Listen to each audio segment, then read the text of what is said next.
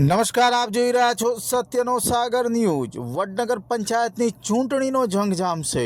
વડનગર પંચાયતમાં આવેલા ગામોના ઉમેદવારો વહેલી સવારથી મામલતદાર કચેરીએ આવી પહોંચ્યા હતા।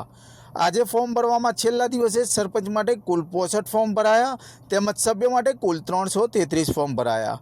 આમ કુલ પંચાયતમાં સરપંચ માટે 128 ફોર્મ ભરાયા તેમજ સભ્ય માટે કુલ 435 ફોર્મ ભરાયા હતા। વડનગર તાલુકામાં ચૂંટણીનો પંચાયત માટેનો જંગ જામશે। ચૂંટણીને લઈને ચર્ચાઓનો દોર શરૂ થયો છે। 35 આખી પંચાયત અને 5 પંચાયતોની પેટા ચૂંટણી વડનગર તાલુકામાં યોજાવા જઈ રહી છે।